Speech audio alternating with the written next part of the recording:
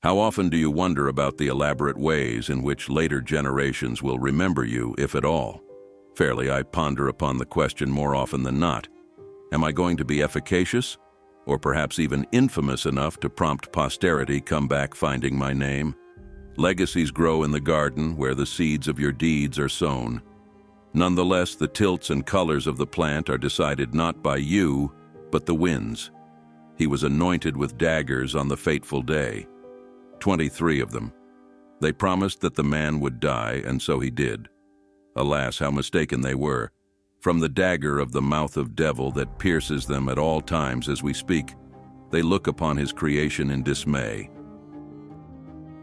He was Caesar, and he left a legacy, one that lives in you and me, and in all who we see. See, Gaius Julius Caesar has shaped the world we inhabit in more ways than you can count. It was 44 BC, and there he lied, lifeless, buoyant in the pool of blood he once gargled in, killed by his own brethren, those whom he thought were his near and dear. But he did indeed die.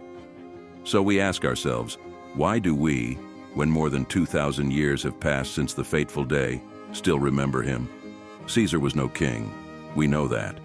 Mark Antony famously disclaimed in his sermon in the Shakespearean play, "I thrice presented him a kingly crown, which he did thrice refuse." Was this ambition? Yet Brutus says he was ambitious, and sure, he is an honorable man. All the same, his legacy elevated him above the throne he turned down. They never forgot him, even after centuries had passed. His name never perished.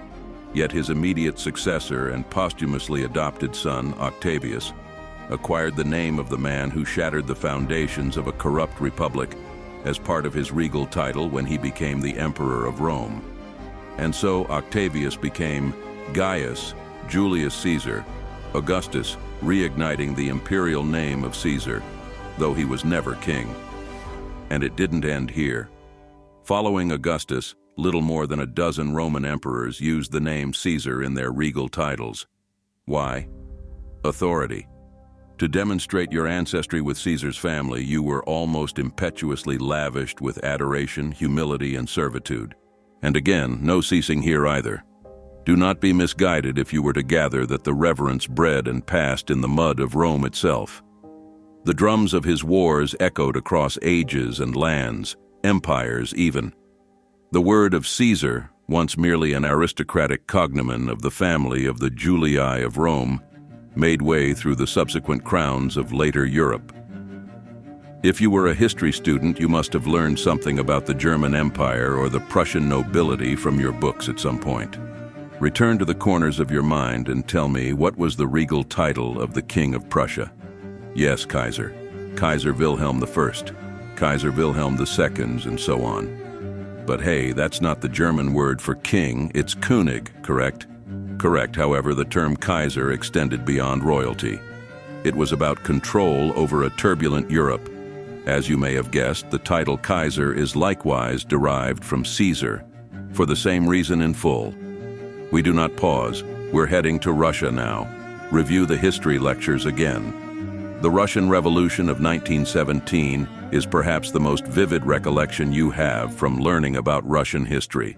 Lenin, Bolsheviks, Stalin, and all those terms. Now calculate this. Who did the Bolsheviks overthrow and finally kill? The Romanov royal family.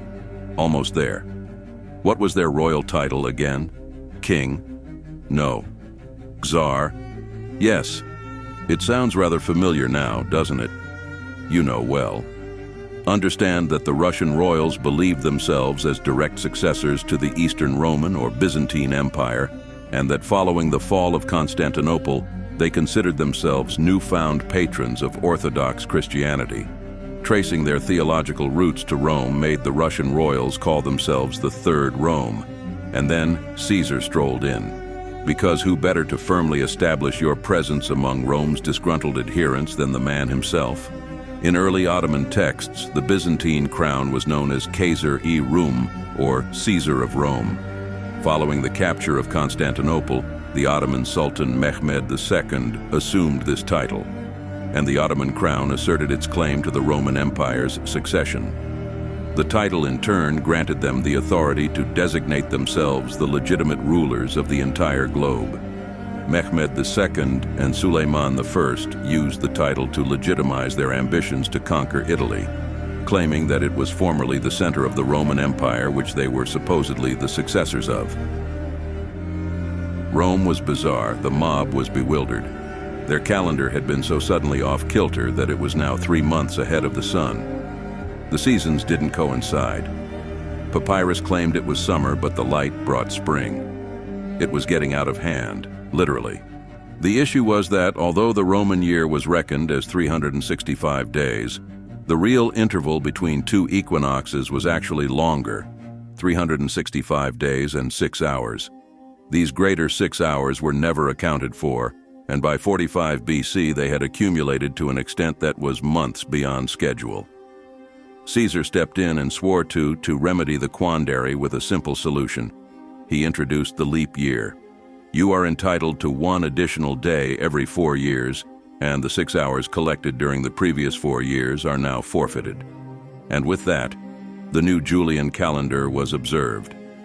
The first month was called Januarius, after Janus, the Roman deity of beginnings.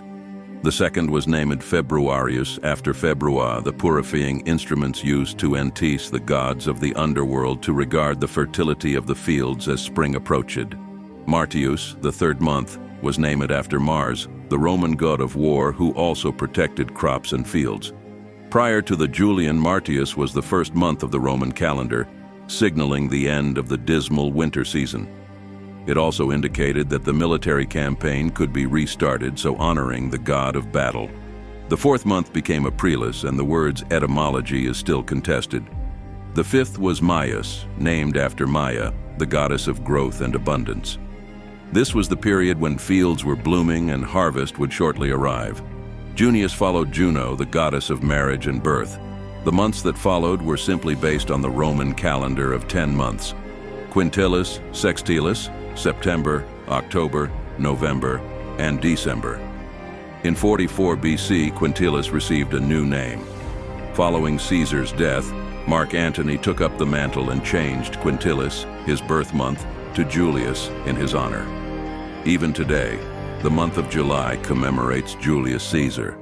A Roman historian named Suetonius said, first he reorganized the calendar, which the pontiffs had allowed to fall into such disorder by intercalating days or months as it suited them, that the harvest and vintage festivals no longer corresponded with the appropriate seasons. He abolished the short extra month intercalated after every 2nd February and adding an entire day every 4th year. His muscles drench in sweat. His movements shroud in unrest. What could be the consequences of going upstream? There are no trumpets in his ears, but a prolonged silence of impending war. He has done it. He has crossed the Rubicon. Crossing the Rubicon is a popular English language expression that refers to doing something that cannot be reversed or reaching a point of no return. But where does the scream come from? In popular fables, the term has no antecedents other than Caesar's tale. After amassing colossal wealth and popular favor during his campaign in Gaul, that not only earned him riches for generations but the loyalty of his army, Caesar was formidable. He was a long way from Rome and the Senate, yet his actions shaped Roman politics. He was at the center of the podium. A threat, said Pompey Magnus, once a relative and ally, now a political adversary. Intimidated by the unchecked power Caesar had grasped, Pompey grew jaundiced. He had the Roman Senate approve legislation requiring Caesar to return to Rome as an ordinary citizen, disband his army, and stand trial for invading Gaul in violation of the Senate's authority. Pompey's ultimatum was no music to Caesar's ears. He knew the impending fate had to be unfolded. It had reached the brim to the point of saturation. He tore the mandate apart. Now he stands where the walls of Rome do not struggle to dominate the fading clouds anymore. He stations between Gaul and Rome. He stands at River Rubicon. Roman law dictates that crossing the Rubicon with an army shall be construed as a declaration of war on the Republic. His muscles drench in sweat. His movements shroud in unrest. What could be the consequences of going upstream? There are no trumpets in his ears, but a prolonged silence of impending war. He has done it. He has crossed the Rubicon. There goes Caesar. Towards Rome. What we have here is his legacy, lest we forget. Men are haunted by the vastness of eternity, and so we ask ourselves, will our actions echo across the centuries? Will strangers hear our names long after we are gone and wonder who we were, how bravely we fought, how fiercely we loved?